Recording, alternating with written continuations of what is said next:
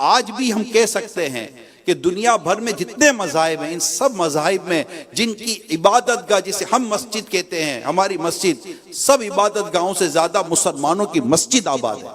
دیگر مذاہب کی جو عبادت گاہیں ہیں ان کے باہر تو بورڈ لگ جاتے ہیں فور سیل، لیکن کبھی مسجد کے باہر بورڈ نہیں لگتا فور سیل۔ مسلمان خود تو بک جاتا ہے لیکن اپنے رب کی مسجد کبھی بکنے نہیں دیتا۔ آج دنیا میں سب سے زیادہ جو کتاب پڑھی جاتی ہے وہ میرے رب کا کلام قرآن کریم پڑھا جاتا ہے۔ دنیا میں سب سے زیادہ چیریٹی کرنے والی اگر کوئی قوم ہے تو وہ مسلم کمیونٹی ہے۔ ہزاروں نہیں لاکھوں لاکھ مساجد مسلمان بناتے ہیں اور آباد ہیں۔ میں مانتا ہوں بے نمازی کی تعداد زیادہ ہے، بہت کم تعداد نمازوں کی رہ گئی، پھر بھی مسجدوں میں ابھی بھی نمازی نظر آتے ہیں، پانچوں نمازوں پر لبیک کہتے ہوئے مسجد کے اندر جاتے ہیں، حی علی الصلاح حی علی الفلاح کی آواز پر قدم اٹھتے ہیں آج کی مسجد کی طرف۔ ابھی ماہ رمضان آ رہا ہے، دیکھ لینا مسجد کتنی آباد ہو جاتی ہے۔ بلکہ کئی علاقوں کی مسجدیں چھوٹی پڑ جاتی ہیں۔ رمضان مبارک کا 30 روزے، پورے ماہ کے روزے یہ مسلمان رکھتے ہی ہے نا، مانا بے روزہ نہ رکھنے والوں کی بھی تعداد ہے، مگر یہ بات بھی کسی سے ڈھکی چھپی نہیں ہے کہ روزہ رکھنے والوں کو بھی تعداد ہے۔ بلکہ اگر دعوت اسلامی کی اور عاشقان رسول کے گھروں کی بات کی جائے تو الحمدللہ ہمارے تو بچیاں روزے رکھتے ہیں، روزے رکھتے ہیں الحمدللہ۔ تلاوت قرآن کریم اتنے مسجد میں آ جاتے ہیں اور صفوں کی صفیں بنی ہوئی ہوتی ہیں، قرآن پڑھا جا رہا ہوتا ہے۔ ماہ رمضان میں مسلمانوں کے انداز ہی بدل جاتے ہیں، بس آنے والا ماہ رمضان، آنے والا ماہ رمضان۔ شعبان آپ دیکھیے، رجب المرجب میں روزے رکھے جا رہے ہیں، شعبان المعظم میں روزے رکھے جا رہے ہیں، حج اور عمرے کی لوگ سعادتیں پا رہے ہیں، رکاوٹیں، ٹیسٹ اور جناب یہ چیکنگ تو وہ چیکنگ تو یہ رپورٹ تو وہ، یہ سب کرا کر بھی مدینہ منورہ حاضری دے ہی آتے ہیں، آقا قدموں میں پہنچ جاتے ہیں، مکہ مکرمہ حاضری ہو جاتی ہے، حرم پاک حاضری ہو جاتی ہے، طواف خانہ کعبہ سے لطف اندوز ہو رہے ہوتے ہیں، اللہ سے دعائیں کر رہے ہوتے ہیں۔ نبی پاک صلی اللہ علیہ وسلم نے معراج کی رات اپنی امت پر کرم فرمایا، امت تو بہت کرم کیا، اور آج ہم جیسے چل ہی رہے نا، روک لیتی ہے آپ کی نسبت تیر جتنے بھی ہم پہ چلتے ہیں، یہ کرم ہے حضور کا ہم پر، آنے والے عذاب ٹلتے ہیں۔ اب کوئی کیا ہمیں گرائے گا، ہر سہارا گلے لگائے گا، اب کوئی کیا ہمیں گرائے گا، ہر سہارا گلے لگائے گا، ہم نے خود کو گرا دیا ہے وہاں گرنے والے جہاں سنبھلتے ہیں۔ یہ ہمارے معاشرے کی بدبختی ہے کہ ہم بیٹیوں کی نعمت کو سمجھنے سے قاصر ہیں کہ اللہ عز و جل کی کتنی بڑی رحمت ہے۔ میرے آقا صلی اللہ علیہ وآلہ وسلم ارشاد فرماتے ہیں کہ اگر اللہ عز و جل کسی شخص کو بیٹی عطا فرمائے، بیٹی کی نعمت عطا فرمائے، تو وہ بیٹی جب اس دنیا میں آتی ہے تو اللہ عز و جل آسمانوں سے فرشتوں کو بھیجتا ہے اور حکم فرماتا ہے میرے فرشتوں جاؤ اور اس بیٹی کا استقبال کرو۔ اور وہ فرشتے کس طرح دنیا میں آتے ہیں؟ وہ فرشتے اس گھر میں آتے ہیں، گھر والوں کو سلام بھیجتے ہیں اور سلامتیوں کی دعائیں دیتے ہیں، اور پھر وہ فرشتے اپنے پر بچھاتے ہیں اور اپنے پروں کے سائے تلے اس بیٹی کو لیتے ہیں اور پھر اس بیٹی پر دست شفقت رکھتے ہیں، شفقت بھرا ہاتھ اس بیٹی کے سر پر رکھتے ہیں، اور پھر وہ فرشتے کہتے ہیں کہ یہ ایک ناتواں کمزور جان ہے جو ایک کمزور جان سے آئی ہے، جو اس کی پرورش کرے گا قیامت تک اللہ عز و جل کی مدد اس کی زندگی میں شامل رہے گی۔ یہ بیٹیاں اتنی بڑی نعمت ہیں، اس نعمت کو زحمت ہرگز نہ سمجھا جائے۔ رسالت مآب صلی اللہ علیہ وآلہ وسلم نے ارشاد فرمایا، جسے اللہ عز و جل بیٹی عطا فرماتا ہے اور وہ بیٹی کو تکلیف نہیں دیتا، ایذا نہیں دیتا اور برا نہیں کہتا، اور بیٹے کو بیٹی پر ترجیح نہیں دیتا، اللہ عز و جل اس کی اس ادا کو اور اس بیٹی کی پرورش کی بنیاد پر آخرت میں جنت میں داخل کر دیتا ہے۔ یعنی فقط بیٹی کی پرورش اور بیٹی کو برا نہ کہنا اور بیٹی کو تکلیف نہ دینا اللہ عز و جل کو اتنا پسند ہے کہ اللہ عز و جل اس شخص کو آخرت میں جنت عطا فرماتا ہے۔ رسالت مآب صلی اللہ علیہ وآلہ وسلم نے ارشاد فرمایا، جس شخص کو اللہ عز و جل نے 3 بیٹیاں عطا فرمائی اور وہ ان کی پرورش کرتا ہے ان کی کفالت کرتا ہے اور ان بیٹیوں کا خیال رکھتا ہے۔ حضور اکرم صلی اللہ علیہ وسلم نے ارشاد فرمایا اللہ عز و جل جنت اس پر واجب کر دیتا ہے۔ صحابہ کرام عرض کرتے ہیں یا رسول اللہ صلی اللہ علیہ وسلم اگر کسی کے پاس 3 بیٹیوں کی نعمت نہ ہو، اگر کسی کو اللہ عز و جل نے 2 بیٹیاں عطا فرمائی تو حضور اکرم صلی اللہ علیہ وسلم ارشاد فرماتے ہیں کہ اگر اللہ عز و جل کسی کو 2 بیٹیاں عطا فرماتا ہے اور وہ 2 بیٹیوں کی پرورش کرتا ہے اور 2 بیٹیوں کی کفالت کرتا ہے، ان کا خیال رکھتا ہے، تو اللہ عز و جل اس کے لیے بھی جنت واجب فرما دیتا ہے۔ صحابی عرض کرتے ہیں یا رسول اللہ صلی اللہ علیہ وسلم آقا اگر کسی کو اللہ عز و جل نے 1 بیٹی عطا فرمائی، حضور اکرم صلی اللہ علیہ وسلم ارشاد فرماتے ہیں کہ اگر وہ 1 بیٹی کا بھی حق ادا کر دیتا ہے تو اللہ عز و جل اسے جنت عطا فرما دیتا ہے اور اس کے لیے جنت واجب کر دیتا ہے۔ اس حالت میں آپ صلی اللہ علیہ وآلہ وسلم نے ارشاد فرمایا، سیدتنا عائشہ صدیقہ رضی اللہ تعالی عنہا روایت فرماتی ہیں کہ اگر کسی شخص کو اللہ عز و جل بیٹی عطا فرماتا ہے اور اس پر بیٹی کی پرورش کی ذمہ داری ہے، بیٹی کی پرورش کا بوجھ ہے، اور وہ اس بوجھ کے باوجود بیٹی سے حسن سلوک کے ساتھ پیش آتا ہے اور بیٹی کی پرورش کرتا ہے، اگر اس کے گناہوں کی بنیاد پر بروز قیامت اسے جہنم میں پھینکا جا رہا ہوگا تو وہ بیٹی اس باپ اور جہنم کے مابین رکاوٹ بن جائے گی، یعنی بیٹی کی وجہ سے باپ کو جہنم میں نہیں پھینکا جائے گا، باپ کو اللہ عز و جل جنت عطا فرما دے گا۔ سبحان اللہ، یہ مقام ہے بیٹی کا۔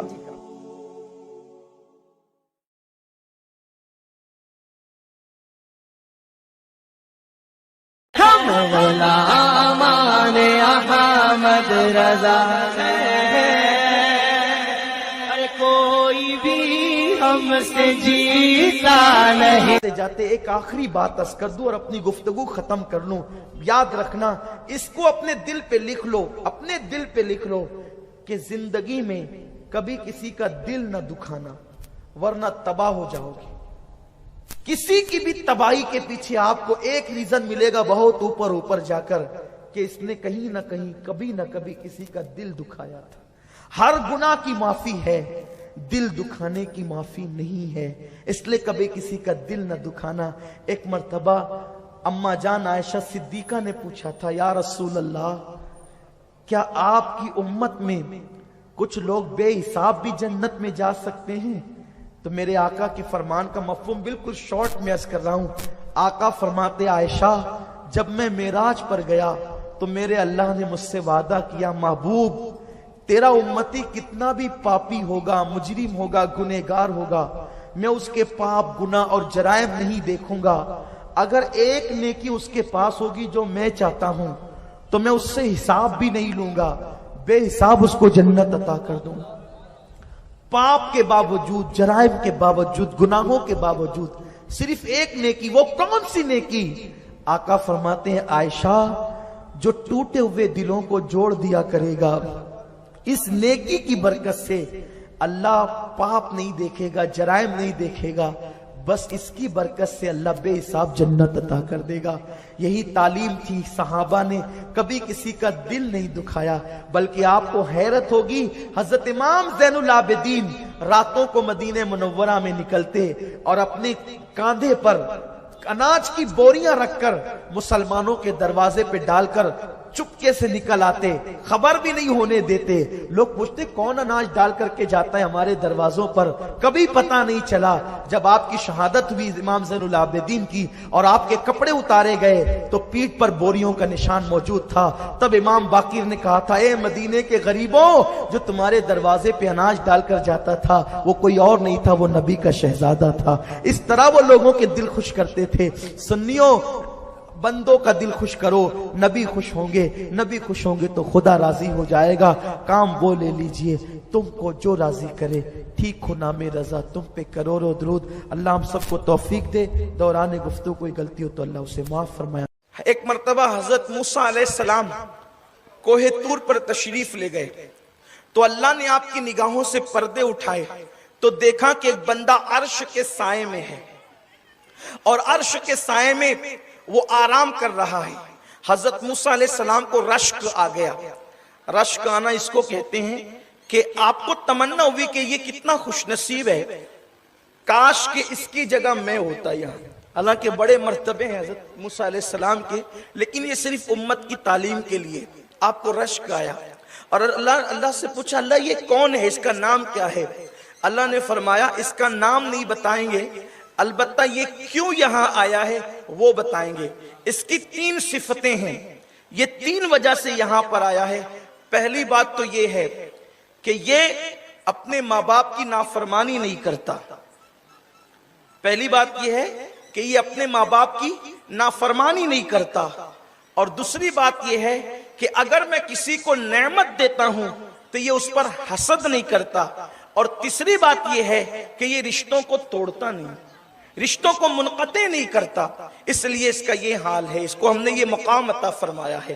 اللہ کے رسول صلی اللہ علیہ وسلم فرماتے ہیں کہ جس نے رشتے کو منقطع کیا، یعنی بھائی سے، بہن سے، چچا سے، ماموں سے، پھوپھی سے، اور جو خونی رشتے ہیں آپ اس کو اب کتنے نام لیے جائیں، وہ رشتہ توڑ دیا، سرکار علیہ السلام فرماتے ہیں اگر وہ 3 دن تک کے رشتہ توڑے رہا، 3 دن تک اللہ اس کو مہلت دیتا ہے، وقت ہے اس کے پاس کہ اس کا غصہ ٹھنڈا ہو جائے۔ غصے میں آدمی کچھ بھی کرتا ہے، اس لیے کہ غصہ بڑی خطرناک چیز ہے۔ اللہ کے رسول علیہ السلام فرماتے ہیں کہ غصہ ایمان کو ایسے خراب کر دیتا ہے جیسے الوا شہد کو خراب کر دیتا ہے۔ شیطان کہتا ہے کہ جب انسان غصے میں ہوتا ہے تو میں اس کے ساتھ ایسے کھیلتا ہوں جیسے بچے گیند کے ساتھ کھیلتے ہیں۔ غصے میں جب انسان ہو تو پھر وہ آپے میں نہیں رہتا، کہتا ہے شیطان کہ میں اس کے ناک کا نتھا پکڑ کر جدھر چاہتا ہوں ادھر لے کر کے جاتا ہوں۔ اس لیے اللہ کے رسول علیہ السلام نے غصے سے منع فرمایا ہے۔ آج امت میں غصہ چھوٹی چھوٹی بات پہ، چھوٹے چھوٹے بچوں کو غصہ ہے، عورتوں کو بھی غصہ ہے۔ اگر شوہر کبھی غصے میں ہو تو عورتیں اس سے زیادہ غصے میں آتی ہیں، اور پھر اس کے بعد جھگڑا اتنا بڑھتا ہے کہ گلی بھر جاتی ہے۔ پھر اس کے بعد نوبت یہ آتی ہے کہ کبھی کبھی طلاق تک کی پوزیشن پہنچ جاتی ہے۔ تو میرے پیارے آقا صلی اللہ علیہ وسلم کے دیوان و عرض یہ کر رہا تھا کہ غصہ انسان کو تباہ کرتا ہے، اور غصے میں آ کر انسان ایسے ہو جاتا ہے، شیطان کہتا ہے جیسے گیند سے بچے کھیلتے ہیں میں غصے والوں سے کھیلتا ہوں۔ غصہ نہیں کرنا۔ فاروق اعظم رضی اللہ تعالیٰ کو غصہ آیا تو ناک میں پانی ڈال دیا، کہا یہیں سے شیطان گھستا ہے۔ اللہ کے رسول علیہ السلام فرماتے ہیں غصہ آئے تو اعوذ باللہ پڑھا کرو، غصہ آئے کھڑے ہو تو بیٹھ جایا کرو، بیٹھے ہو تو لیٹ جایا کرو۔ غصے والے کا ایمان بھی بہت خطرے میں ہوتا ہے، اس وقت غصے میں طلاق دی جاتی ہے، پھر انسان پچھتاتا بھی ہے۔ عورتوں کو چاہیے کہ اگر شوہر غصے میں ہو وہ صبر کرے، اس لیے کہ ہمارے بزرگوں نے لکھا ہے کتابوں میں اگر کوئی عورت شوہر کی تلخیوں پہ صبر کرتی ہے تو اللہ اسے جناب آسیہ کے صبر کا ثواب عطا فرماتا ہے، اور شوہر کبھی بیوی کی تلخیوں پہ صبر کرتا ہے تو اللہ تبارک و تعالی اسے جناب ایوب کے صبر کا صدقہ عطا فرماتا ہے۔ کتنا اجر ہے اس پر، کتنا ثواب ہے اس پر۔ اگلے وقتوں کی بات ہے، لوگ صبح اٹھتے تھے نا تو عورتیں عورتوں کو بتاتی تھی آج میرے غوث اعظم کی زیارت ہوئی ہے، آج میں نے گنبد خضرا دیکھا ہے خواب میں، آج میں نے کعبہ شریف کی زیارت کی۔ لیکن امام الانبیاء کے غلاموں اب خوابیں اور نیندیں اجڑ گئی ہیں، اب کسی کو زیارت نہیں ہوتی۔ کیوں؟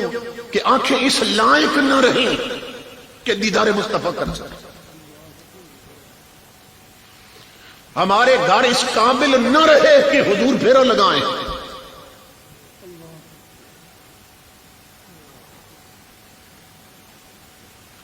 جن گھروں میں ٹی وی پر گانے چلتے ہو نا، فلمیں چلتی ہوں، ڈرامے چلتے ہیں، جن گھروں کی بہو بیٹیاں ٹچ موبائلوں پر گانے سنیں اور میک اپ کر کے بے پردہ بازاروں میں پھرے، اور شادیوں پر آدھے ننگے جسم کر کے فیشنی کپڑے پہن کر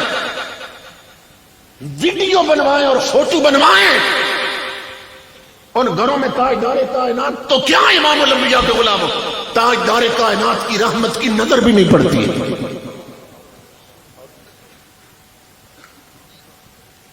اپنی اصل منزل کی طرف آئیے۔ مائیں بہنیں بیٹیاں بیٹھی ہیں، جب اچھا وقت تھا نا، اچھا وقت تھا، گھروں میں مصلے آباد تھے، عورتوں کی آنکھوں میں شرم و حیا تھا، سروں پہ عزت اور غیرت کی چادریں تھیں، اور بہو بیٹیاں شریعت کے پردے میں رہتی تھیں۔ اس وقت صورتحال یہ تھی کہ ایک کتاب ہے دلائل الخیرات شریف، یہ کتاب شروع بھی درود سے ہوتی ہے، ختم بھی درود پہ ہو جاتی ہے، اور تمام سلاسل کے اولیاء بالعموم اور چشتیہ سلسلے کے جتنے ولی گزرے ہیں نا، وہ سب صبح سویرے تلاوت قرآن کے بعد اس کتاب کو وظیفے کے طور پہ پڑھتے تھے، اور آج بھی پڑھتے ہیں۔ یہ پوری کتاب ہی درود و سلام سے بھری ہوئی ہے۔ جو یہ پڑھتا ہے نا، اس کا تعلق اور رابطہ ہو جاتا ہے حضور کے شہر کے ساتھ، گنبد خضرا کے ساتھ، اس کا فیض پھر مدینے سے آتا ہے۔ یہ ایسی کتاب ہے۔ اس کے جو رائٹر ہیں، لکھنے والے، ماں بہن بیٹیاں غور سے سنیں، چونکہ ایک عورت کی بات ہونے لگی، ایک بچی کی بات ہونے لگی۔ اب اس سے یہ سمجھنا کہ کبھی ہمارا مقام کیا تھا، اور آج ہر طرف دھول اڑ رہی ہے۔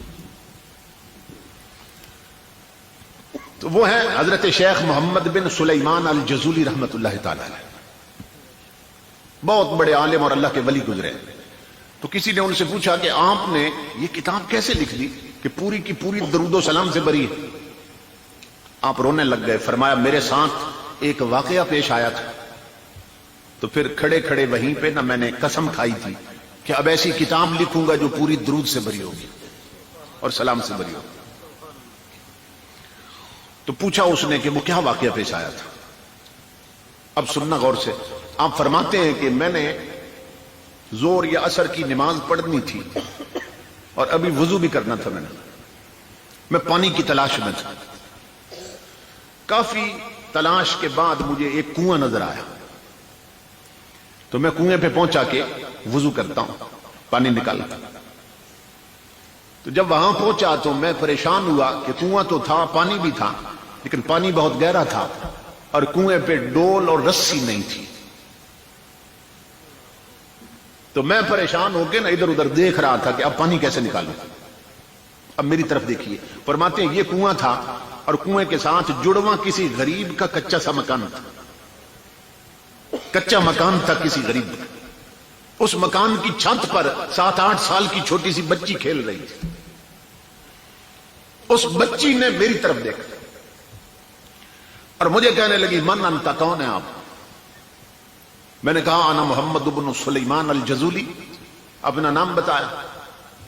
اب ساری دنیا انہیں جانتی تھی۔ تو لڑکی نے پوچھا، بچی نے، چچا کیوں پریشان کھڑے ہیں؟ میں نے کہا میری بیٹی، میں نے وضو کرنا آیا ہوں کنویں پر، لیکن یہاں ڈول بھی نہیں ہے، رسی بھی نہیں ہے، اب پریشان ہوں، پانی کیسے نکالوں؟ کہتے ہیں میری یہ بات سن کر بچی ہنس پڑی، جیسے مذاق نہیں اڑاتے کسی، بچی ہنس کر مجھے کہنے لگی انت الذی یثنى علیک الخیر وانت تطہر بما تخرج به الماء من البئر۔ چچا بڑے افسوس کی بات، تیری ولایت کے ڈنکے بستیوں میں بج رہے ہیں اور کنویں سے پانی بھی نہیں نکلتا۔ تو اسے آواز تھوڑی آہستہ کریں، کو جو ہے بڑے افسوس کی بات ہے چچا، تیری ولایت کے ڈنکے بستیوں میں بج رہے ہیں اور نام اتنا گونج رہا ہے آبادیوں میں، اور کنویں سے پانی بھی نہیں نکلتا۔ چھوٹی سی بچی مجھے کہنے لگی۔ وہ فرماتے ہیں میں نے سوچا بھائی شاید اس بچی نے میری بات نہیں سمجھی ہے اور صحیح غور نہیں کیا۔ میں نے پھر بات دہرائی، میں نے کہا بیٹی پانی بہت گہرا ہے، ڈول بھی نہیں ہے، رسی بھی نہیں ہے، تو وضو کرنا ہے، تو پانی کیسے نکالوں ڈول اور رسی کے بغیر؟ آپ فرماتے ہیں بچی نیچے نہیں اتری چھت سے، اوپر سے ہی نا چھت کی طرف سے جھک گئی کنویں کی طرف، اور مجھے کہنے لگی چچا میں بتاتی ہوں پانی کیسے نکالنا۔ محمد بن سلیمان کہتے ہیں اس بچی نے چھت کے اوپر سے نا کنویں میں تھوک دیا، تھوک پھینک دی اس نے۔ کہتے ہیں لوگوں اللہ کی عزت کی قسم میں اندازہ نہیں کر سکا کہ بچی کا تھوک نیچے پہلے پہنچا ہے یا پانی اچھل کے پہلے باہر نکلا ہے۔ کنواں فوارہ بن گیا اور پانی اس کے کناروں سے باہر آنے لگا، اور بچی ہنس کر کہنے لگی چچا پانی ایسے نکالتے ہیں، اب کر لیں گے، یوں پانی نکلتا ہے۔ محمد بن سلیمان کہتے ہیں لوگوں مجھے وضو بھول گیا، میں نے یوں ہاتھ باندھے بچی کا، میں نے کہا اقسم باللہ بما نلت هذه المنزلہ، میں نے کہا میری بیٹی اب میں وضو بعد میں کروں گا، پہلے میں تجھے رب کی قسم دیتا ہوں بتا اس چھوٹی عمر میں اتنے اونچے رتبے کیسے پا لیے تو نے کہ تیرے تھوک کے چند قطرے کنویں کو منقلب کر دیتے ہیں اور کنواں فوارہ بن جاتا ہے۔ وہ پھر ہنس پڑی، کہنے لگی اتنے بڑے عالم ہیں یہ بھی نہیں جانتے کہ یہ رتبے کیسے ملتے ہیں۔ میں نے کہا میں قربان جاؤں تیرے لفظوں کے، میں تیرے منہ سے سننا چاہتا ہوں، بتا میری بیٹی اس عمر میں اتنے اونچے رتبے کیسے پا لیے؟ تو وہ کہنے لگی چچا پھر سن، بکثرت الصلاۃ علی النبی صلی اللہ علیہ وسلم، چچا میری چھوٹی عمر نہ دیکھ، اس چھوٹی عمر میں بھی میں ہر وقت اپنے نبی پہ درود پڑھتی رہتی ہوں۔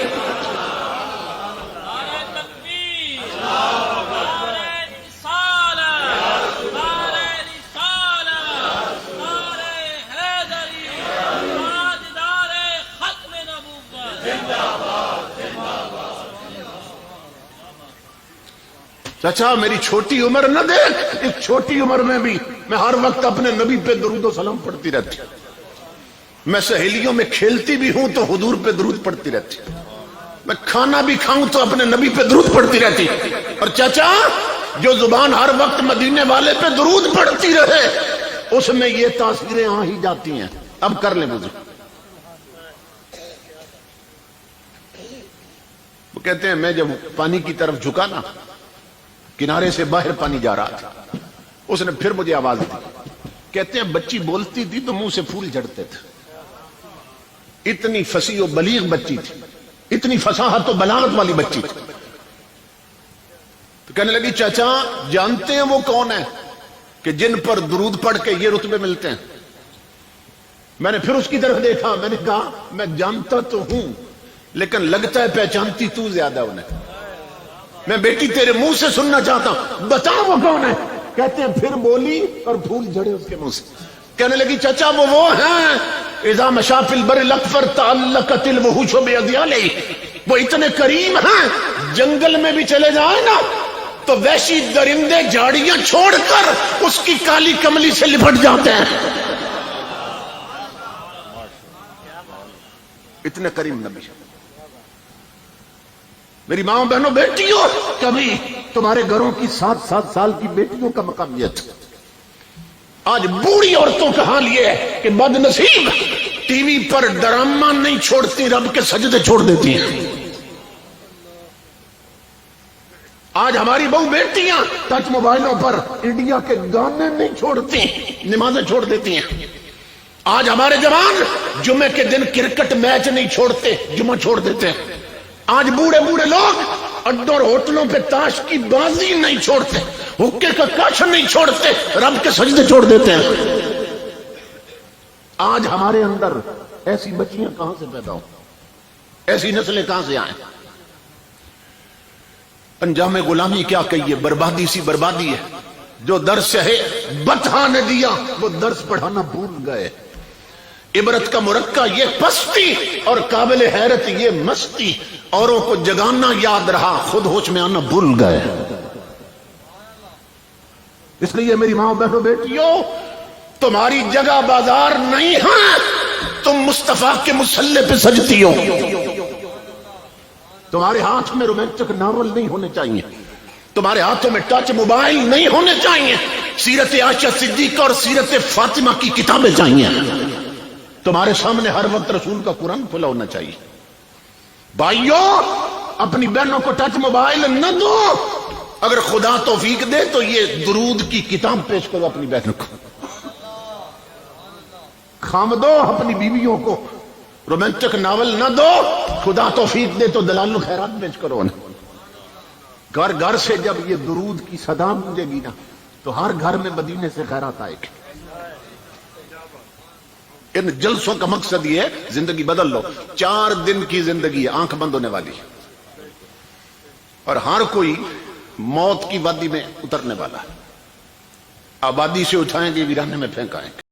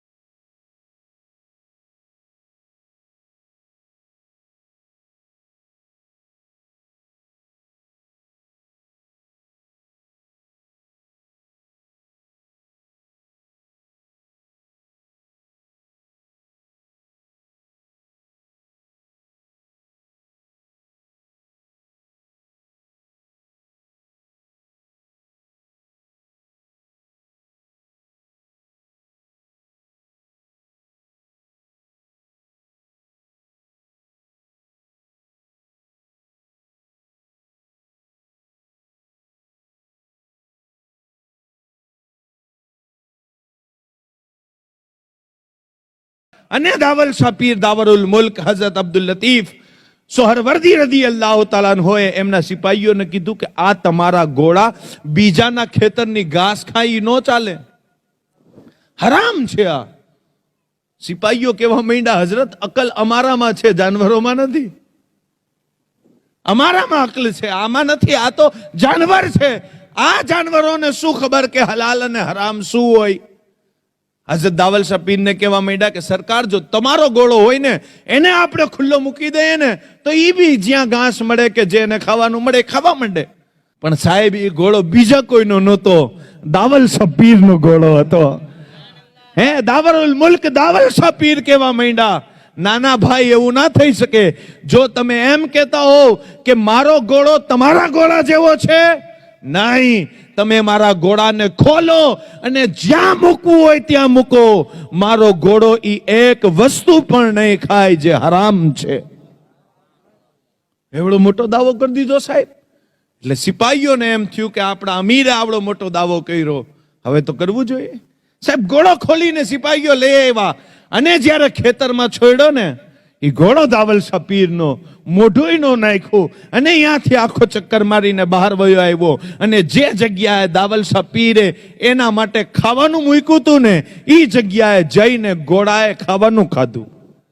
અને સિપાહીઓએ જે વસ્તુ બીજાની કાઢીને એ ઘાસ મૂક્યું હતું ને, અહીંયા એને મોઢું ન માર્યું, હરામનું ન ખાધું. સિપાહીઓ કેવા માંડ્યા કે હુઝુર, આપ તો ઇલ્મે જાહિર ભી જાણો છો, ઇલ્મે બાતિલ ભી.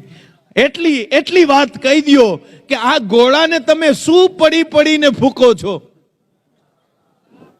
હે, આ ઘોડાને તમે શું પડી પડીને ફૂકો છો અને શું ધમ કરો છો કે આ ઘોડો ઈ જ ખાય જે તમને પસંદ હોય, ઈ જ ખાય જે તમને પસંદ હોય, ઈ નો ખાય જે તમને પસંદ નથી.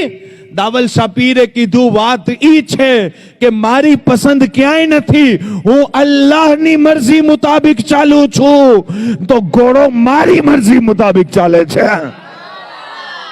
હું હરામ નથી ખાતો તો ઈ કઈ રીતે હરામ ખાઈ શકે? હું હરામની તરફ નથી જાતો તો ઈ કઈ રીતે હરામની તરફ જઈ શકે?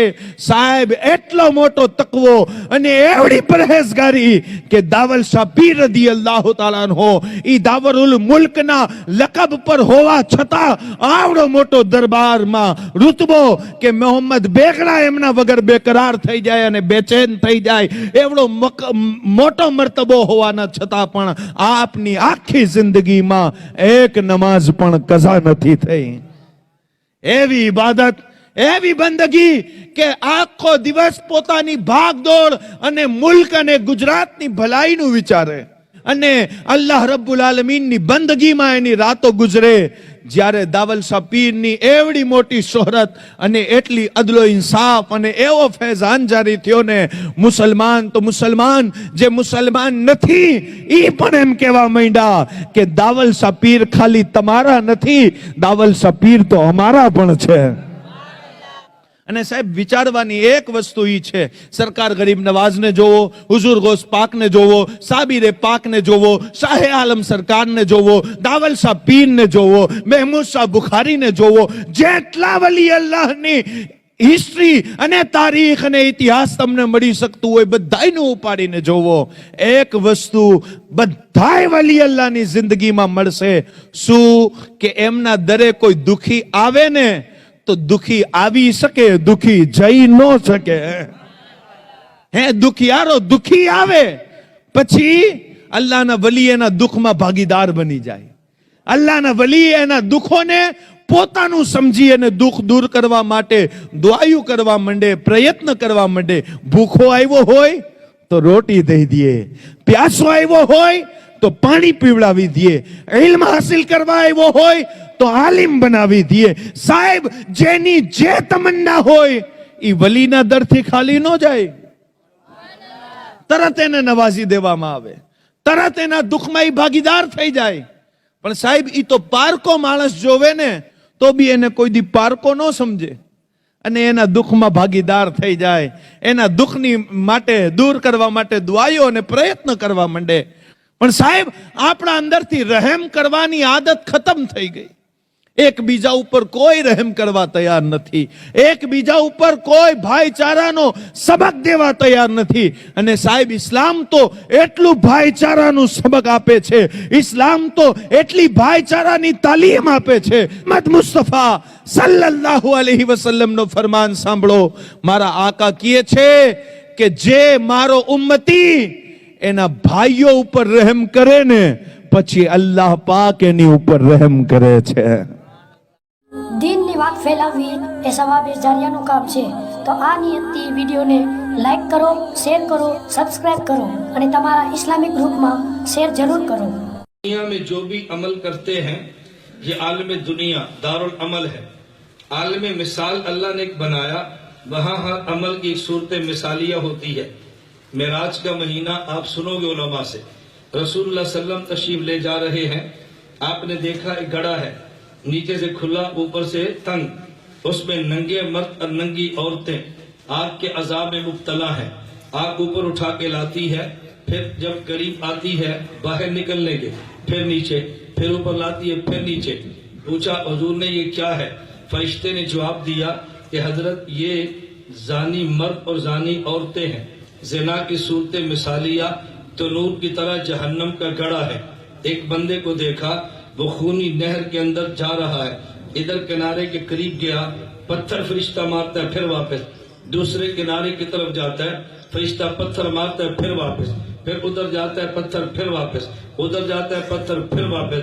हजूर ने पूछा ये कौन है? कहा जी सूदखोर है, ये सूद की सूरत मिसालिया है. एक बंदे को देखा, उसको सांप ने लपेटा, डस रहा है, ये कौन है? कहा जो ज़कात नहीं देता.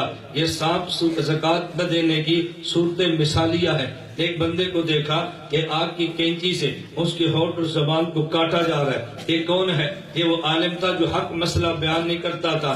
हक मसला बयान न करना, इसकी सूरत मिसालिया ये है. क़यामत के दिन अल्लाह दुम्बे को ज़बह करेंगे और फरमाएंगे ये मौत है. मौत की सूरत मिसालिया ये दुम्बा है.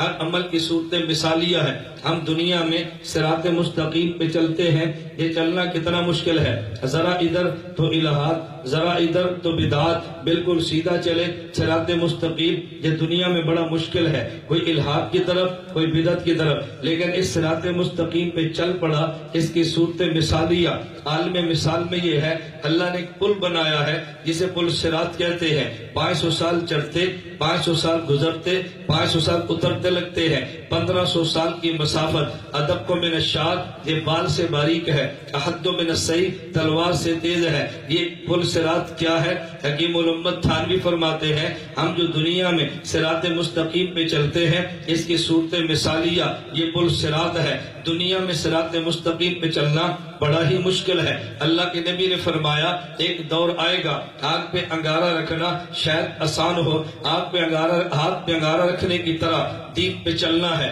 तो अंगारा रखना आसान होगा, सही दीन पे चलना मुश्किल होगा. तो सिरात मुस्तकीम पे चलना मुश्किल है. अल्लाह ने बात समझा दी कि सिरात मुस्तकीम पे चलना दुनिया में बड़ा मुश्किल है, पुल सिरात से गुजरना ये बड़ा ही मुश्किल है. सिरात मुस्तकीम पे दुनिया में चलना तुम्हारा काम है, और पुल सिरात से बिजली से तेज गुजारना ये मेरे अल्लाह का काम है.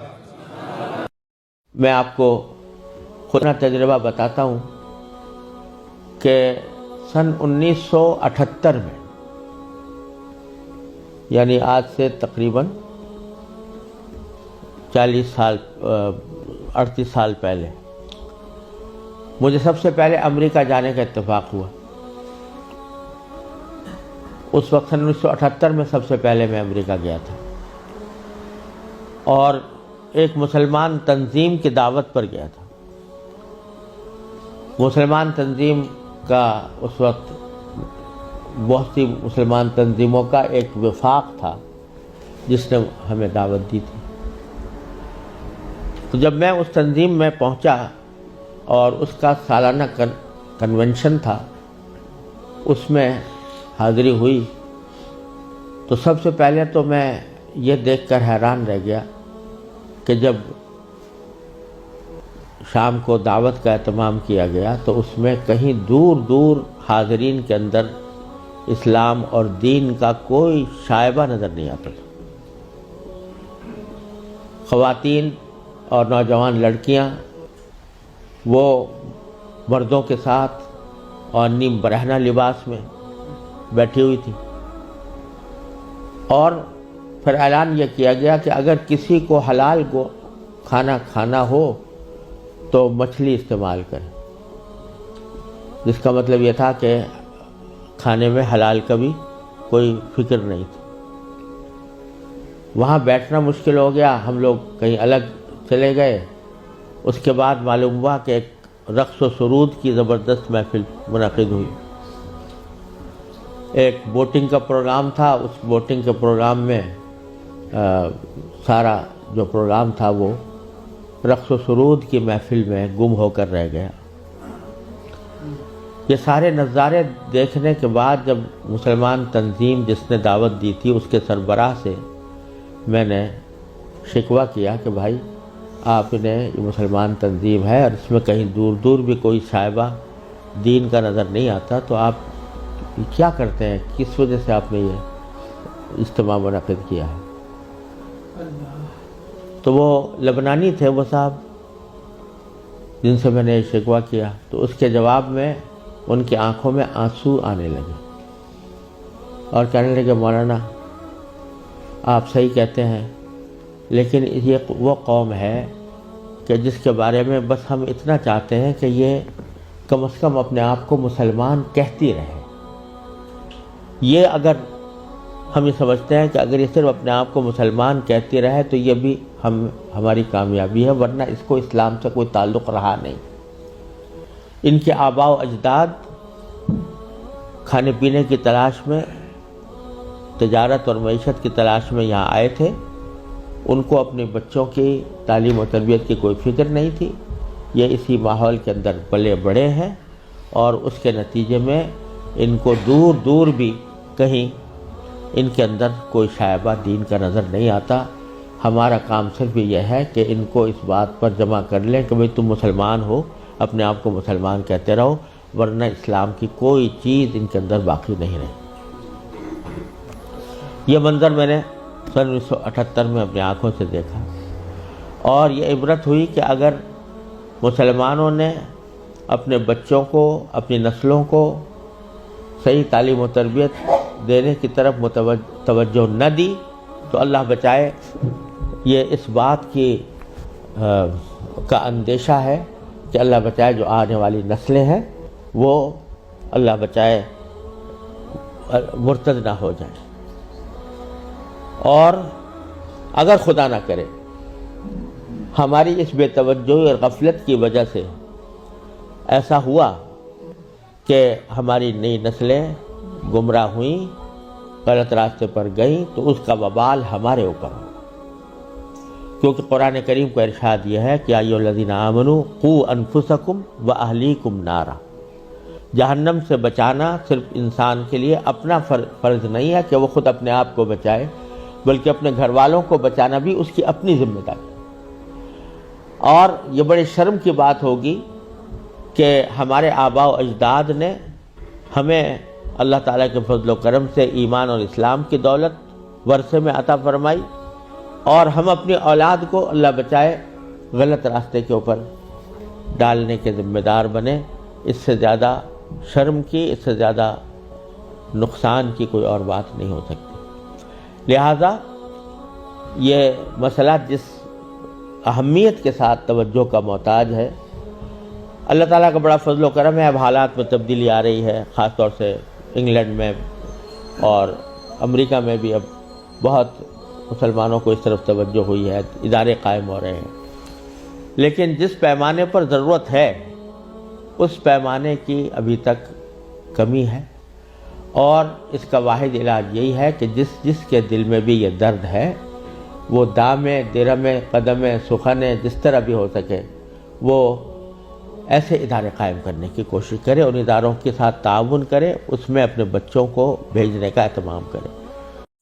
ٹرین چھوٹتی ہے چھوٹ جائے، گاڑی چھوٹتی ہے چھوٹ جائے، کچھ بھی ہو جائے، لیکن نماز مت چھوڑیے۔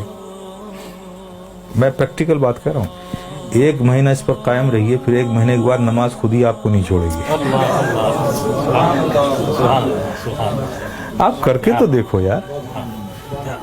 करके तो देखो मेरे प्यारे, फिर देखो क्या लुत्फ आता है। आज तुम्हें साया भी डरा रहा है ना, साया से भी डर लग रहा है ना, नमाज को अपने सीनों से लगा दो, खुदा की कसम जुल्म और तशद्दुद की कैसी हुई आंधियां भी चलेंगी ना, उससे भी खौफ नहीं आएगा तुम्हें। जो बंदा 5 वक्त अपने रब की बारगाह में हाजिर रहता हो, अरे भाई एक आदमी है जो मिनिस्टर की ऑफिस में काम करता है और दूसरा आदमी जो ऑफिस में काम नहीं करता लेकिन 3 बार प्राइम मिनिस्टर के पास जाता है, तो देखिए कैसे सीने चौड़े करके चलता है वो। इसका आना जाना पीएम के ऑफिस में है, देखिए उससे लोग मिलते, अरे साहब ये पीएम के यहाँ, इससे पीएम से ताल्लुकात है, पीएम के यहाँ आ जाता है, हमारे प्रेसिडेंट से इसके ताल्लुक। देखिए कितना बेखौफ घूमता है उस मुल्क में। और तुम, अल्लाह ने कितना फजल फरमाया कि 5 वक्त तुम्हें ये सादत नसीब करता है। मेरे बंदो आओ मेरी बारगाह में, जब तुम खड़े होते हो तो मैं तुम्हें देखता हूँ, तुम्हारी इबादत तो ऐसी हालत में खड़े होते हो, ऐसी हालत में खड़े होते हो, चूंकि मैं देखूंगा ना तो मैं जिसे देखूं उसकी हालत भी तो वैसी हो। प्यारे आका सल्लल्लाहु अलैहि वसल्लम इरशाद फरमाते हैं कि रब ने फरमाया, जब एक बंदा नमाज के लिए मस्जिद में जाता है और नमाज के लिए वो खड़ा होता है, तो खड़े होने से पहले रब फरमाता है फरिश्तों से, फरिश्तों इसके अंदर जितने गुनाह हैं ना वो इससे जुदा कर लो, निकाल लो, और सारे गुनाहों को अलग कर दो इससे। फरिश्ते उसके सारे गुनाह निकाल लेते हैं। अब बताइए सारे गुनाह निकल गए और आप नमाज में खड़े हो गए, अल्लाह अकबर, और रब की तवज्जो आप पर, रब आपको देख रहा है, आप उसकी इबादत में खड़े, गुनाहों से खाली हो गए। आप सोचिए अब नमाज अदा कर रहे हैं, सिद्क दिल से मियाँ इन हिमात के साथ रब के जिक्र में, उसकी यादों में मुस्तगरक होके आप जो भी दुआ मांगो, गुनाह अलग कर लिए गए, इबादत में हो, रब की बारगाह में हो, दुआ कबूल ना हो। लेकिन देखिए हमारी मादियत का असर देखिए कि वहां भी हमारा ज़हन भटकता रहता है। आप समझ रहे हो ना। फिर उसके बाद क्या होता है, जब वो बंदा नमाज से फारिग होता है, कितनी बड़ी नेमत है आप सोचो, नमाज से फारिग होता है तो फरिश्ते पूछते हैं, मौला वो जो नमाज से पढ़ने से पहले इसके गुनाह अलग किए थे, वो जो सब रखे हुए हैं अलग इससे, ये नमाज से फारिग हो गया, अब इसका क्या करूं, अब इसका क्या करूं। तो रब फरमाता है जब तुमने अलग कर लिया है तो अलग ही रहने दो। आए है, कितनी बड़ी नेमत से हम महरूम हो रहे हैं, खुदा की कसम है। इसलिए मेरे अजीज, मेरे प्यारे, ये बहुत बड़ी नेमत है, बहुत बड़ी नेमत।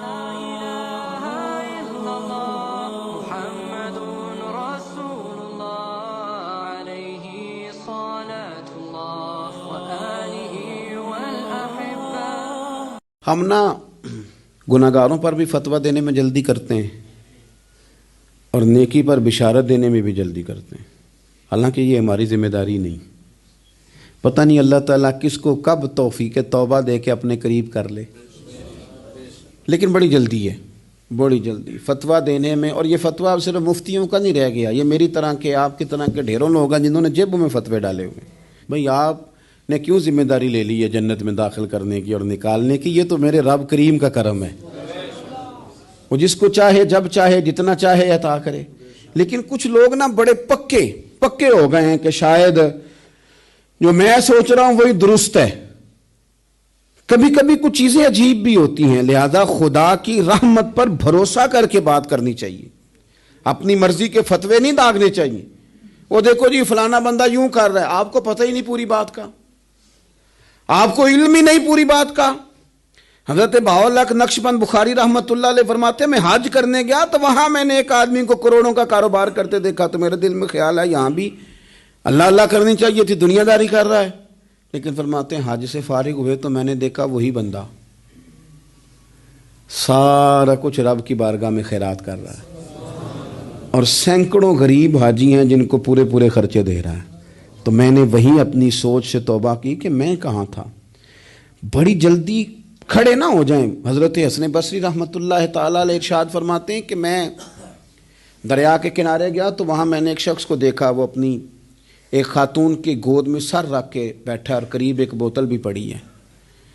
तो मेरे दिल में माज़ अल्लाह ख्याल आया कि देखो किस अंदाज में एक औरत के साथ ये है और पास बोतल भी पड़ी है, जाने शराब है। کہتے میں سوچ ہی رہا تھا کہ اچانک کہ کشتی آ رہی تھی دریا میں، وہ ہچکولے کھائے، کشتی میں 4-5 لوگ تھے، وہ دریا میں ڈوبنے لگے۔ وہ آدمی تیزی سے اٹھا، دریا میں چھلانگ لگائی، پہلے ایک کو نکالا، پھر دوسرا نکالا، پھر تیسرا نکالا، ایک بندہ رہ گیا، کہنے لگا حضور مجھے تو آپ نے گناہگار سمجھا ہے، میں تو بڑے غلط انداز میں یہاں بیٹھا ہوں، آپ نے جو سوچا، چلیں یہ چوتھا بندہ آپ نکالنا ہے، کرے نا یہ کام، کرے نا یہ کام، بڑے بھولے بھالے بڑے اللہ والے، ریاض آپ کو بس ہم ہی جانتے ہیں، اتنی جلدی فتویٰ۔ حضرت حسن بصری فرماتے ہیں میں پشیمان ہوا، میں نے کہا مجھے تیرنا نہیں آتا، تو دیر نہ کر، چوتھا ڈوب نہ جائے۔ پھر اس نے چھلانگ لگائی، چوتھا بھی نکال لایا، اور کہنے لگا حضرت آپ نے جلدی کی سوچنے میں، یہ بی بی میری ماں ہے اور یہ سرکے کی بوتل ہے۔ ہم ماں بیٹے کا یہ مشغلہ ہے کہ یہ وہ جگہ ہے جہاں آ کے لوگ مسافر اترتے ہیں، اور یہاں سے کسی کا گھر 100 میل ہے، کسی کا 200 میل ہے، ہم صبح سرکہ کھجوریں روٹیاں لے کے یہاں آتے ہیں، مسافروں کی نوکری کرتے ہیں، کوئی پریشان ہو تو مدد کرتے ہیں۔ حضرت خواجہ حسن بصری فرماتے ہیں میں نے معافی مانگی، ان سے بھی مانگی، رب سے بھی مانگی، انہوں نے مانگ لی نا بزرگ تھے، پر ہم کو نہیں تیار مانگنے کو، ہم ہر وقت بدگمانیاں، وہ فلانا فلانے جرم کرتا تھا، میں اسے اب کیسے نیک مان لوں؟ بھئی اب وہ نمازی ہے، خدا کے گھر آتا جاتا ہے، اب اللہ کی بارگاہ میں حاضر ہوتا ہے، جب رب نے معاف کر دیا تو بھی سوچ بدل جا۔ سنیں حضور کیا فرماتے ہیں، نبی پاک صاحب الاخلاق صلی اللہ تعالی علیہ وسلم فرماتے ہیں، مسند امام احمد بن حنبل دیکھیے، فرمایا رب اس وقت بڑا ہی مسکرائے گا جب قاتل بھی جنت میں جائے گا، مقتول بھی جنت میں جائے گا۔ یا رسول اللہ مقتول تو گیا، یہ قاتل کیسے چلا گیا؟ حضور فرماتے ہیں جائے گا، اور جائے گا اور رب مسکرائے گا، جو اس کی شان کے لائق ہے۔ یا رسول اللہ کس طرح؟ تو نبی پاک صلی اللہ علیہ وسلم فرمانے لگے اس نے ایک مومن کو قتل کیا تھا، وہ شہید ہو کے جنت میں چلا گیا، اب اللہ نے بعد میں اسے توبہ کی توفیق دے دی، پہلے اس نے کلمہ پڑھا، پھر یہ میدان میں اترا، کافروں سے لڑا، یہ شہید ہوا، رب نے اسے بھی جنت دے دی۔ قاتل بھی جنت میں، مقتول بھی جنت میں، اور بات اتنی انوکھی ہے کہ رب دیکھ کے مسکرا رہا ہے، جو اس کی شان کے لائق ہے۔ ہم جلدی میں ہیں، ہم انتظار نہیں کر رہے کہ شاید توبہ کر جائے، ہم انتظار نہیں کر رہے، لیکن میرے عزیز اتنی جلدی نہ کریں، سوچوں کا صاف ہونا، ذہنوں کا پاک ہونا، اور لوگوں کے بارے میں گمان کا اچھا ہونا، میں کہتا ہوں کہ ہم اپنی غلطیوں سمیت اپنے آپ سے بڑا پیار کرتے ہیں، اور دوسرے کی ایک غلطی نظر آ جائے تو ہمیں گھین آنے لگ جاتی ہے۔ آپ جلدی نہ کریں، مالک نے موقع دیا ہے بندوں کو، نہ وہ کسی کا رزق چھین رہا ہے، نہ سانسیں چھین رہا ہے، وہ اپنی زمین پہ چلنے بھی دے رہا ہے، رہنے بھی دے رہا ہے، تو جب اس نے موقع دیا ہے آپ بھی تھوڑا موقع دیں، اللہ بڑا کریم ہے، دروازے کھولے گا، اس کے بندے اس کی بارگاہ تک پہنچیں گے۔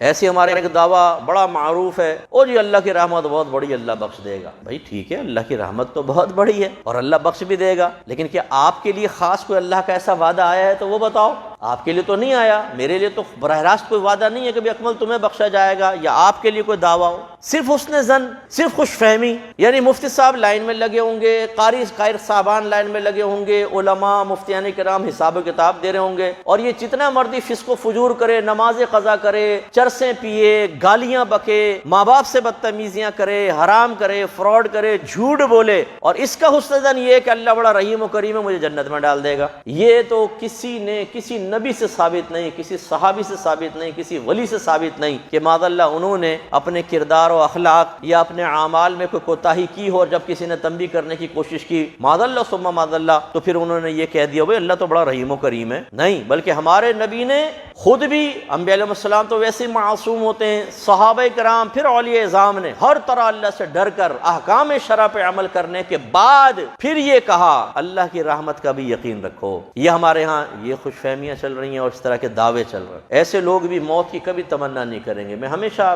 ابھی اس آیت سے آپ ایک نتیجہ نکال لیجئے. اب آپ کو مجھے بھی اپنے گھر پر جا کر ذرا ایک احتسابی سوال اپنے آپ سے کر لینا چاہیے. مرنا چاہتے ہیں؟ ہم گھبرا جائیں گے ذرا سا اگر آپ تھوڑے بھی خوف خدا رکھتے ہیں, سمجھدار ہیں کہ آج اگر ہمیں موت آ جائے تو ہم اپنے اعمال کا حساب کیسے دیں گے. رات دن جو ہم گناہ کر رہے ہیں اور توبہ کا خیال تک نہیں آتا, ٹال مٹول, کل کر لیں گے, پرسوں کر لیں گے, ترسوں کر لیں گے, رمضان آنے والا ہے کچھ مہینوں کے بعد, اس کے اندر توبہ کر لیں گے, پھر ہم نمازی بن جائیں گے. یہ سب چیزوں میں ٹالا مٹولی چل رہی ہے. اور طویل زندہ رہنے کا شیطان نے پختہ یقین قلب میں ڈال دیا ہے کہ ضرور تمہارے سفید بال نکلیں گے, ضرور تمہارے ہاتھوں میں لرزہ آئے گا, ضرور تم لٹھی لے کر اس طرح اپنے پوتوں کے کندھوں پہ ہاتھ رکھ کر مسجد تک پہنچو گے, پھر تمہارا انتقال ہوگا, اس سے پہلے تو تم مر ہی نہیں سکتے. جب یہ یقین قلب میں راسخ ہو جائے تو آدمی کہتا ہے ابھی بڑا وقت ہے یار, ابھی کون سا اتنا آدمی اپنا ٹائٹ احتساب کر لے. لیکن کاش ٹی وی دیکھ لیں, کاش آپ اخبار کی خبریں پڑھ لیں, کاش آپ اور سوشل میڈیا پہ جا کر دیکھیں کتنے لوگ مر رہے ہیں, کتنے جوان لوگ, کتنے جوان بچے مر رہے ہیں. ابھی جیسے ایک سوٹر پہ ایک بچے کو گولی لگ گئی پولیس والوں کی طرف سے, بالکل کتنا ینگ بچہ, اتنا خوبصورت سا بچہ پٹھانوں کا, ایک دم وہ مر گیا. دونوں دوست گھر سے نکلے. اب اصل کہانی پیچھے کیا ہے ہمیں نہیں پتا, وہ تو جو میڈیا پر آ رہی ہے. لیکن ایک بات ہے,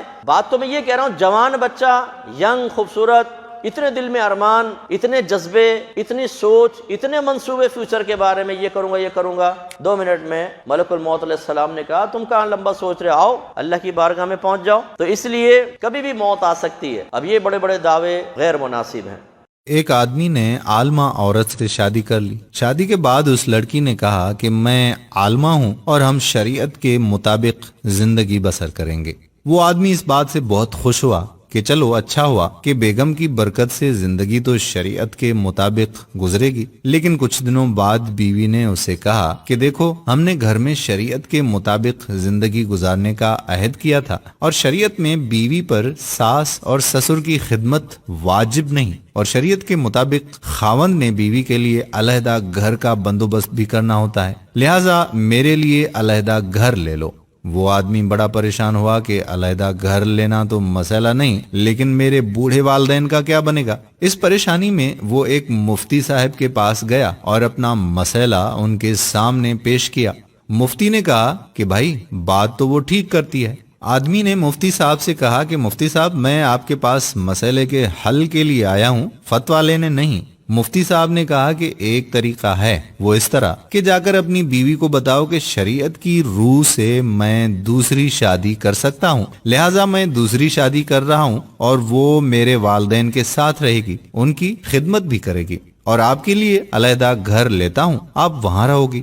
بیوی اس کے جواب سے سٹپٹا گئی اور بولی کہ دفع کرو دوسری شادی کو, میں ادھر ہی رہوں گی. آپ کے والدین میرے بھی والدین ہیں اور ان کی خدمت اکرام مسلم بھی ہے. اس کہانی سے ہمیں یہ سبق ملتا ہے کہ کچھ وقت نکال کر علم والوں کے پاس بھی بیٹھا کریں, کیونکہ ہر مسئلے کا حل گوگل کے پاس نہیں ہوتا. دیکھنے میں آتا ہے کہ ہمارے لوگوں کو شرعی مسئلہ جاننا ہوتا ہے تو بجائے وہ کسی علم والوں سے مسئلہ پوچھے وہ گوگل یا انٹرنیٹ سرچ کرتے ہیں. نتیجہ یہ نکلتا ہے کہ بغیر کسی حوالہ جات کے وہ عمل کرنا شروع کر دیتے ہیں اور ساری عمر گمراہی میں ہی زندگی گزار دیتے ہیں. انٹرنیٹ کو اپنے اوپر اتنا سوار مت کریں کہ علم والوں کی باتیں جھوٹی اور گوروں کی باتیں سچی لگنے لگیں. امید کرتے ہیں کہ یہ ویڈیو آپ کی زندگی میں ضرور مثبت تبدیلی لائے گی. ویڈیو پسند آئے تو کمنٹس میں بتائیں, نہیں پسند آئے تو بھی اپنی رائے دیں. اصلاح کے لیے شیئر کر دیں تاکہ اصلاح کا یہ سلسلہ جاری رہے. جزاک اللہ خیرہ.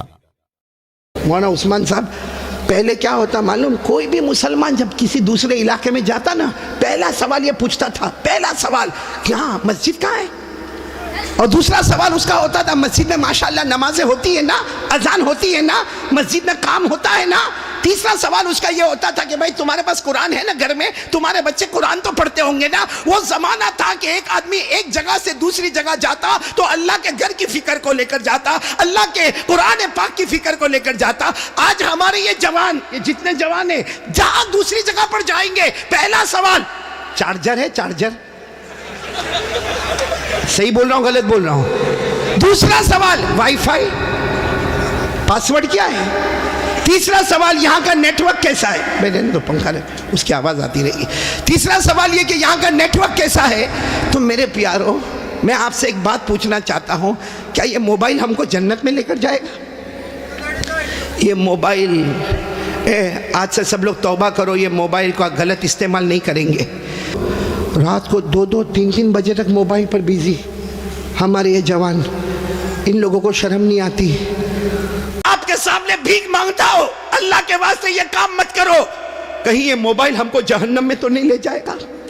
میں جو مدرسے میں کام کرتا ہوں نا، وہاں ابھی تک میں 27 سے 28 ڈیورس طلاق کے کیس آئے، اور ہم نے جب اس کا آپریشن کیا کہ ڈیورس ہوا کیوں، یہ عورت طلاق کیوں مانگتی ہے، یہ عورت اس کے ساتھ رہنا کیوں نہیں چاہتی ہے، تو نتیجہ نکلا وہی موبائل۔ بولو نتیجہ نکلا وہی، یہ موبائل میں جھوٹ بولتے، زنا کرتے موبائل میں، یہ موبائل میں غیبت ہوتی ہے۔ ارے میرے دوستو، یہ موبائل میں جوا کھیلا جاتا ہے، یہ موبائل میں گیملنگ ہوتی ہے، الزام لگاتے، تہمت لگاتے، کسی کو بلیک میل کرتے۔ میرے دوستو، یہ موبائل کا جواب ہم قیامت میں اللہ اور ہمارے نبی کے سامنے کیا دیں گے؟ یہ لوہے کا ٹکڑا ہے یا جہنم کا ٹکڑا ہے؟ میرے دوستو، جس کو دیکھو پورا دن موبائل پر بیزی۔ اشرف البھائی، مختار بھائی، جوان جوان کی بات نہیں کرتا، بڈھے بڈھے بھی آنکھوں کا ٹھکانہ نہیں، بڈھا کمینہ کم بخت کہیں کا۔ میرے پیاروں میں صحیح کہہ رہا۔ اچھا، ایک اعوذ باللہ من الشیطان الرجیم، بسم اللہ الرحمن الرحیم۔ سورہ بنی اسرائیل کی 2 آیتیں پڑھ رہا ہوں، آیت نمبر 52، آیت نمبر 53۔ یوم یدعوکم فتستجیبون بحمدہ، جس دن وہ تمہیں بلائے گا تم اس کی تعریف کرتے ہوئے تعمیل ارشاد کرو گے۔ وَتَظُنُّونَ إِن لَّبِثْتُمْ إِلَّا قَلِيلًا، اور گمان کرو گے کہ تمہارا رہنا بہت ہی تھوڑا ہے۔ تھوڑی سی اس کی تشریح سن لیجئے۔ وہاں یعنی آخرت میں دنیا کی زندگی بالکل تھوڑی معلوم ہوگی۔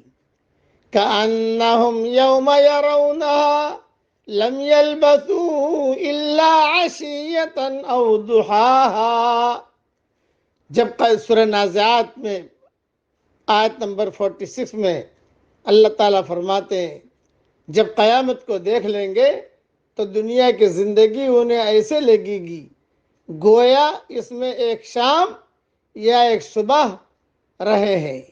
اسی مضمون کو دیگر مقامات میں بیان کیا گیا، مثلا سورہ طٰہٰ آیت نمبر 102 104، سورہ روم آیت نمبر 55، سورہ مؤمنون آیت نمبر 112 114۔ اور بعض کہتے ہیں کہ پہلا نفخہ ہوگا تو سب مردے قبروں میں زندہ ہو جائیں گے، پھر دوسرے نفخے پر میدان محشر میں حساب کتاب کے لیے اکٹھے ہوں گے۔ دونوں نفخوں کے درمیان 40 سال کا فاصلہ ہوگا، اور اس فاصلے میں انہیں کوئی عذاب نہیں دیا جائے گا، وہ سو جائیں گے۔ دوسرے نفخے پر اٹھیں گے تو کہیں گے افسوس، ہمیں ہماری خوابگاہوں سے کس نے اٹھایا ہے۔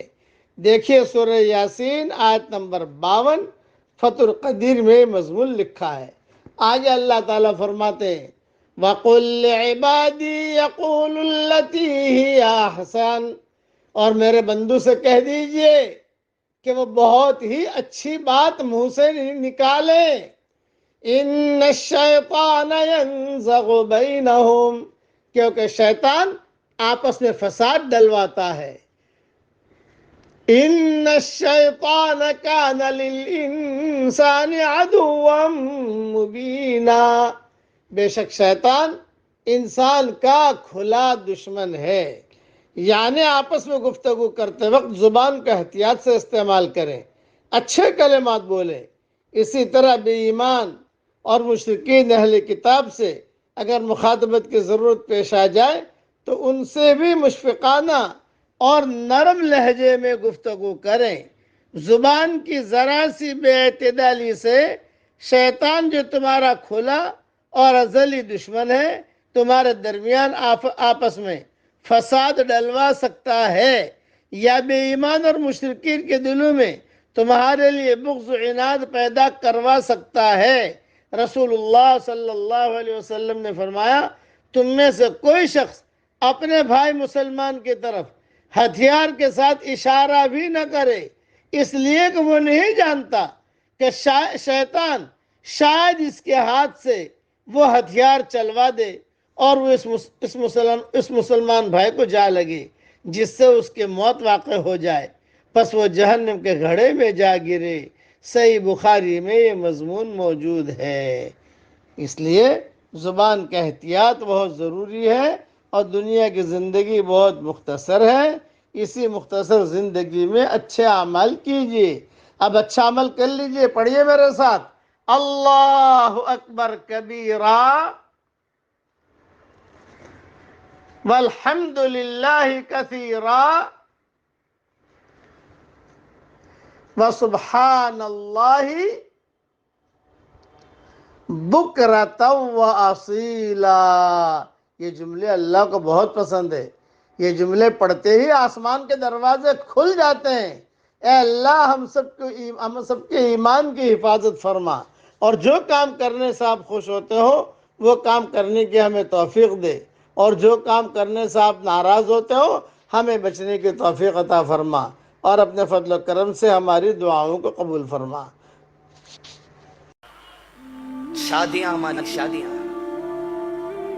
پورے کا پورا ماحول، رکشے والے سے لے کے کروڑپتی تک پورا ماحول ایک جیسا بن گیا، بس شادی لٹاؤ لٹاؤ لٹاؤ۔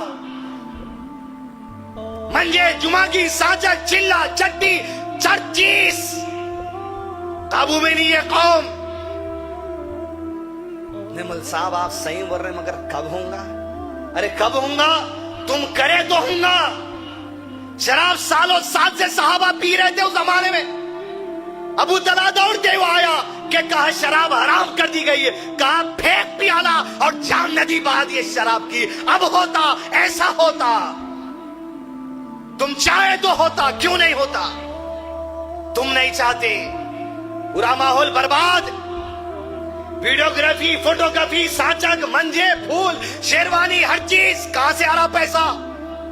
مٹی کا پیسہ، سیونگ اکاؤنٹ کا سود کا پیسہ، لوگوں کو یہ کہہ کے بھیک مانگا جا رہا۔ آپ کن سود کے پیسے تو دیکھو، غریب بچی کی شادی ہو جاتی، اور سینہ تان کے لوگ نہیں کر رہے۔ 4 غریب بچیوں کی شادی کرا، کیا کرایا؟ دہیج دے کے کرایا غریب بچی کی شادی۔ 8,5-10,000 روپے کا فرنیچر لے کے غریب بچی کی شادی کرا۔ ارے گناہ کو تو ٹھوئنا کر، کیا سینہ تانتا نیچے کر۔ والحافظون لحدود اللہ، ماحول اللہ کی حدود سے پار کر دے رہا۔ آج بڑے چھوٹے منزل چیز لگے ہوئے اسی میں۔ کیا ہو رہا بھائی؟ 1200 آدمی، ارے تمہارے خاندان میں نہیں ہوں گے تم ٹٹیلے تو عید کے دن جاتے تو 1200 آدمی سے ملنے، پھر یہ کہاں سے آ رہے ہیں 1200 آدمی دعوت میں تمہاری؟ دولہے کے بعد وہ آدمی ٹھہرنا پڑتے انٹروڈکشن کو، یہ میرے سالے کے بھائی ہے، یہ میرے بہن بھائی کے جیٹ ہے، یہ رشتے۔ ارے ہے وہی خرچہ کرتے، آپ کا نہیں ہوں گا۔ ارے خرچہ کرو تو چلو میرے ساتھ، دم ہے تمہارے پاس؟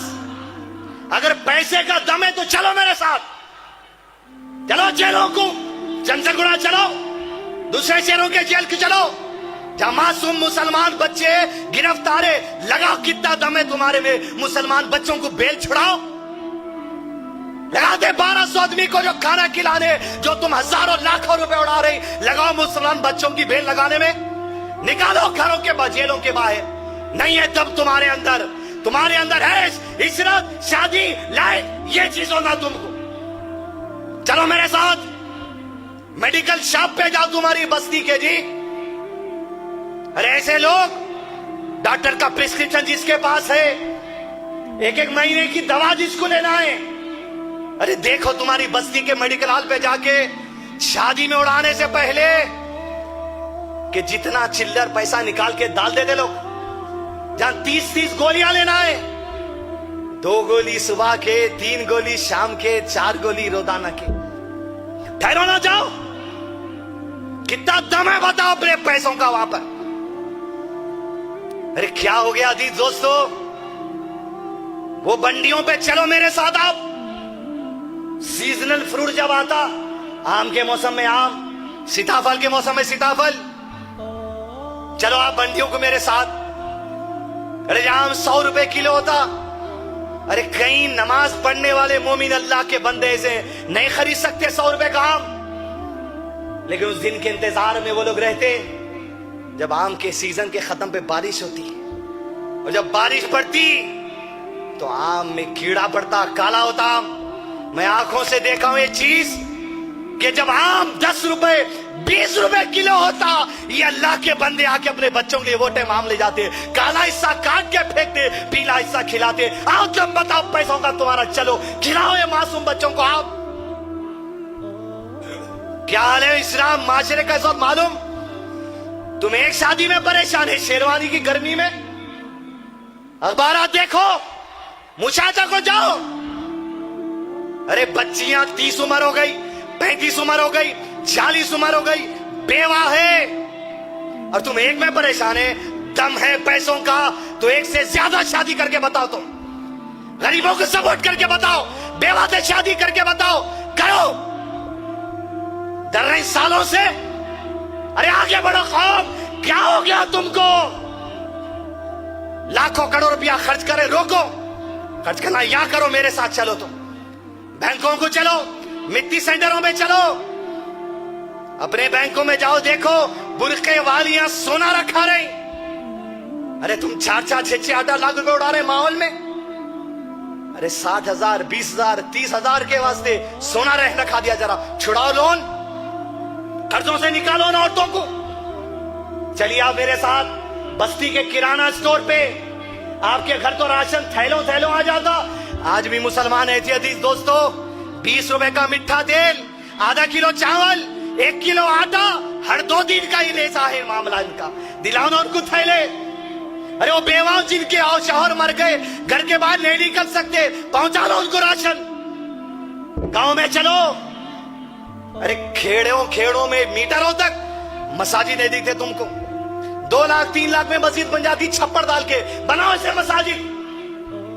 आज गैर मुस्लिमों को दावत दीन का काम करने नौजवान निकले हुए। ये कुरान अजीज दोस्तों, कुरान ये बांटने नहीं है। कितना है तुम में दम? लाओ 1 लाख कुरान छपाओ, 2 लाख कुरान छपाओ। जेरूसलम से यहूदियों के पास 20-20 रुपए में कुरान छप के आ रहा, वही 2 दिन खाका जिसमें लिखे हुआ है ईसा अलैहिस्सलाम मर गए, वो बांट रहे मुसलमान रोड पर। आपको नहीं खर्चा करने से नहीं बोल रहा, आपका पैसा है, हमारे क्या जवाब देना है? वल्हाफिदून अली हुदूदिल्लाह। माहौल में आओ, हद में आओ, यहां लगाओ जहां लगाना है।